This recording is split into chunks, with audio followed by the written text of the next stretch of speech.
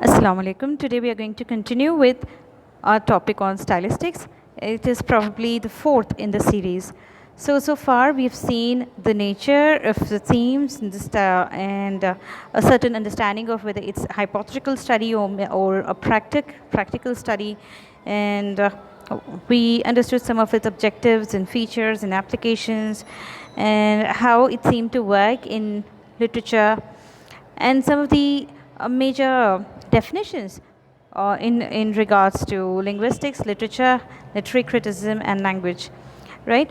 So we also did a brief study of a poem by Nadine Serial, a stylistic analysis of the poem, and some definitions of stylistics. We also looked into some of the principles, the three key principles of linguistic approach to literary study and criticism. Apart from that, we started off with the understanding of the evolution of stylistics as to how it started off from rhetorics and moved on to philology, linguistics, stylistics, and new stylistics. All right. So I will just skip those parts because we have already spoken enough about it and move on to the ambition of stylistics, because that's what we were discussing last class, right? So basically, the main ambition, the most important aspect of stylistician, or the most basic understanding of a stylistician, is that they try to provide hard data to support existing intuitions about literary work. I am once again sorry for not having changed it. I just couldn't find time to do it. Anyway, so they try to provide hard data to support existing intuitions about literary work. So they try to back up impressionistic hunches of common reader. As we spoke about, we had references from Hemingway and a few other writers in the last class, where we understand, we are, after a reading of the text, we are given a certain understanding of the text, right? We get a certain impression of the text, and those impressions, those hunches, are backed up by a stylistician, by a linguist. Okay, so that's the first core job of a stylistic approach. Now, the second idea is that they try to suggest new interpretations of literary works based on linguistic evidence. So this is again something that we've already discussed, but probably it may just be a repetition, but nevertheless we'll talk about it a little more, because see, what happens is when we tend to have an understanding, we tend to form certain understandings, not just merely one understanding, because there is no one universal truth or one universal idea about a text, but there are plenty of ideas concerning each text. So we form a certain understanding of the text, and based on it, so they try to provide you new ideas about a certain literary text. So, and how do these new ideas come up? Through linguistic evidence. I mean, they try to bring in linguistic features, point out linguistic features in a certain text, and thereby direct you to a newer interpretation, a newer understanding of the text. So, for instance, in the last class we started off with the idea of Prince Henry the Fourth, right? Henry the Fourth and Fifth. So we were talking about how this John Falstaff, who's supposed to be a courtier, but not exactly, of great repute. Okay, he is kind of the roguish, charming kind of rogue who seems to mislead Prince Hal quite often, right? And his company seems to be acting against any character development in where Prince Hal is concerned, because it is preventing him from taking up his responsibilities seriously, right? So that's what we talked about in the last class. And we also saw how Falstaff is seen as a merry-go-lucky kind of person, a happy-go-lucky kind of person. He doesn't seem to have take up anything seriously in the world. He just loves to drink and have fun, and of course he has this band of people around him. He's this a band of friends around him who are equally disreputable. So we are talking about this Sir John Falstaff, who all the while is just seen as someone charming but a little irresponsible. That's what we've been looking at him as. But now what gradually happens is, forgive me for the disturbance in my background, because I just couldn't find a space where there wouldn't be any noise.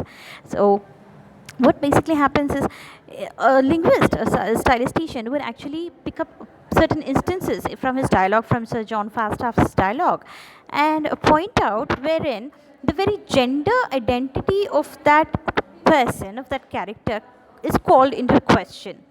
So, for instance, this is word womb. Now, this word womb is basically it seems to have a very different function. The word functions to indicate the uterus, right? Uterus that holds a baby, right? It's part of the female reproductive system, right?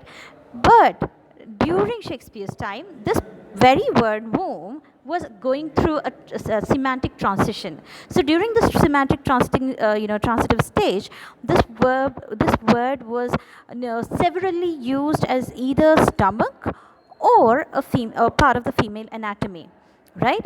So when you look at it from that perspective, the very gender of this character is called into question. So it becomes questionable whether Falstaff is actually male at all. So the masculinity of this person comes into question, because see, look at the dialogue here. It says, large womb makes bravery difficult. Okay, large womb makes bravery difficult, which would indicate that the womb itself, as a female reproductive organ, would is making him weak, is making him a little bit coward, right? We see him as a coward, right? So again, another dialogue that says, my womb, my womb, my womb undoes me. He is basically talking about his own stomach.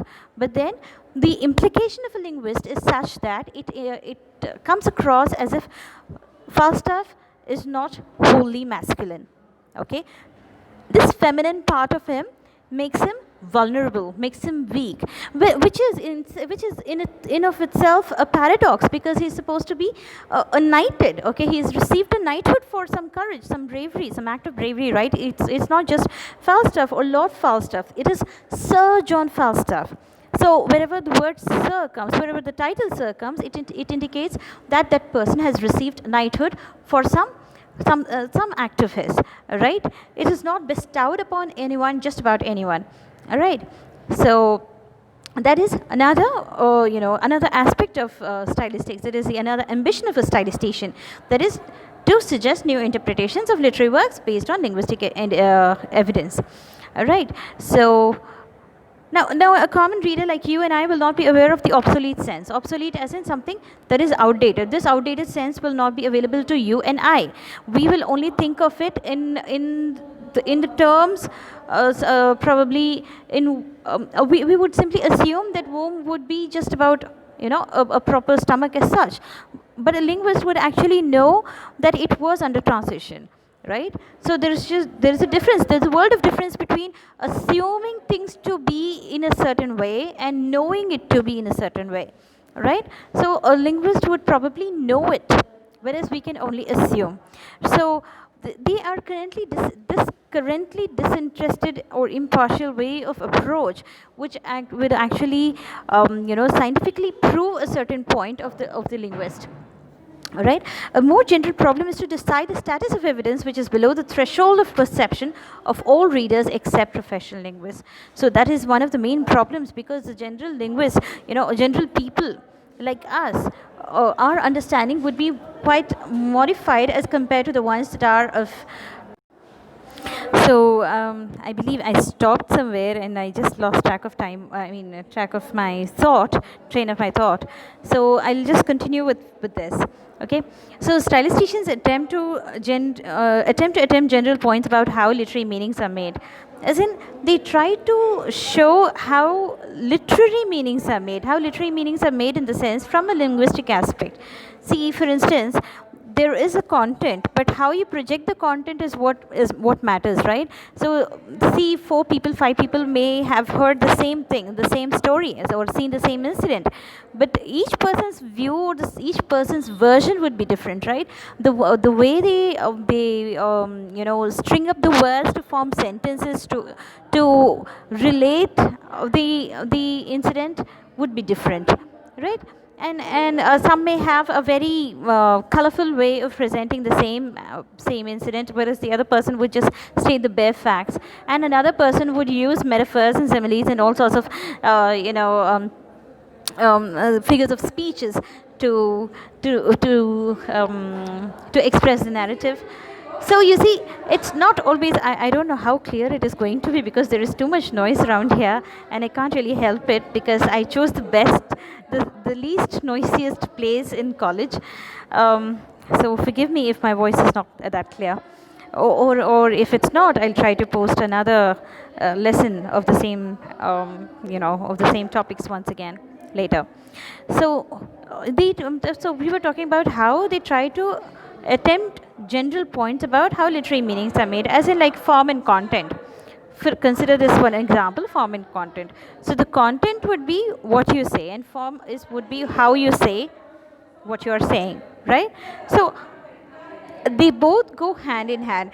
Like, remember how Wordsworth seemed to feel that content is what matters and the form could be just super added to it, and Coleridge believed that the form should originate from within the content itself. So the stylisticians, they actually feel that they both sort of support each other. Okay, they both supplement they complement each other, as in the form should complement the content, and the content should should help create the form itself.